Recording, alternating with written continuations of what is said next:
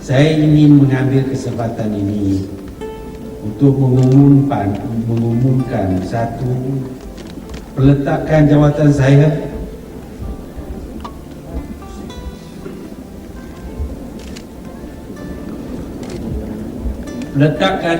saya sebagai Presiden UMNO dan semua jawatan-jawatan yang dipegang oleh saya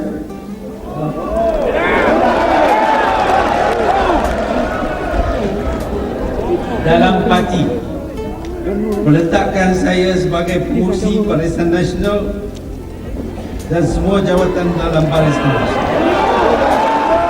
During the closing of UMNO General Assembly in 2002, former Prime Minister Tun Dr. Mahathir announced that he was retiring from all posts in UMNO, Barisan Nasional and the government.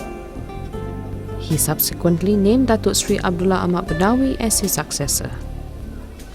On October 31, 2003, Datuk Seri Abdullah Ahmad Badawis was sworn in as Malaysia's 5th Prime Minister. Since taking over the premiership of the country, Abdullah has taken a very firm stand to clamp down on corruption. Hence, the Malaysian Anti-Corruption Commission was set up in January 2009, giving more authority to the anti-corruption agency. He has also arrested several public figures for corruption, a move which was widely applauded by the public. Abdullah also advocated an interpretation of Islam known as Islam Hadari, which maintains that Islam and economy and technology development are compatible. His administration has also emphasized a revival of the Malaysian agriculture. In late 2005, Abdullah successfully led Malaysia into a historic free trade agreement with Japan, enabling the two countries to scrap tariffs on essentially all industrial goods and most agricultural, forestry, and fishery products within a decade.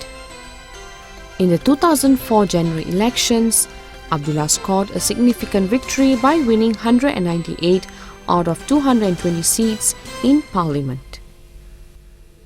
However, in the 12th general election last year, Barisan Nasional suffered a major setback. The government lost its two-third majority in Parliament, the first time ever in Malaysia history. Bahawa dengan pengumuman yang telah dibuat tadi oleh pengurusi Suruhanjaya Pilihan Raya tadi, iaitu Parti Barisan Nasional telah pun mendapat kedudukan yang membolehkan kerajaan Barisan Nasional ditubuhkan dengan simple majority. Maka ini bermakna saya akan mengambil tindakan untuk menghadap si Paduka Baginda Tuan Agong pada hari Isnin 10 bulan untuk menubuhkan kerajaan. Amid calls from the opposition and even UMNO members for him to resign, Abdullah was sworn in for a second term as Prime Minister on March 10, 2008. Abdullah, or informally known as Pak Lah, was born on November 26, 1939 in Kepala Batas, Penang, to a prominent religious family. He is a former student of Bukit Mertajam High School and later pursued a Bachelor's of Arts in Islamic Studies from University of Malaya in 1964. In 1978, Abdullah became a Member of Parliament for his constituency of Kepala Batas. He served as both Minister of Education and Defence before being appointed Foreign Minister in 1991. In 1965, Abdullah married Datin Sri Endun Mahmud and they have two children, a son Datuk Kamaluddin and daughter Nori. In October 2005, Abdullah lost Endun after a long battle with breast cancer. 2 years later, the Prime Minister's office announced Abdullah's marriage to Datin Sri Jean Abdullah. Jean was formerly married to Endun's younger brother. Abdullah and Jean were married in a simple and private ceremony attended by close family members at Sri Perdana on June 9th. In July 2008, Abdullah announced that he will step down as UMNO President and Prime Minister in June 2010.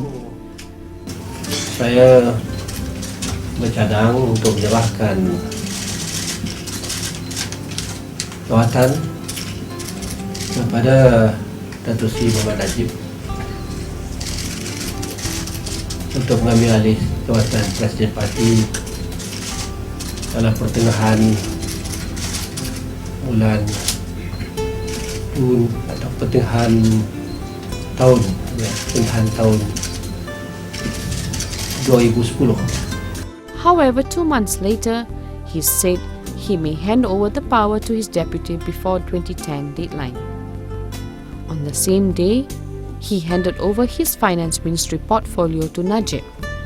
On October 8, 2008, Abdullah announced that he was to step down in March 2009, paving the way for Deputy Prime Minister Najib Tun Razak to succeed him. This 2009 UMNO General Assembly saw Abdullah giving his last speech as the UMNO leader. Dengan ini saya dengan sukacitanya menyerahkan tanggungjawab kepimpinan UMNO kepada Presiden baru Datuk Seri Muhammad Najib bin Tun Razak, dan berdoa semoga Allah Subhanahu Wa Taala semoga UMNO di bawah kepimpinannya diberikan petunjuk dan mendapat hidayah daripada Ilahi, dan saya akan menghadap Seri Paduka Baginda Tuan Agong pada 2 April untuk menyampaikan maklum hasrat melepaskan tanggungjawab kepada Perdana Menteri Malaysia.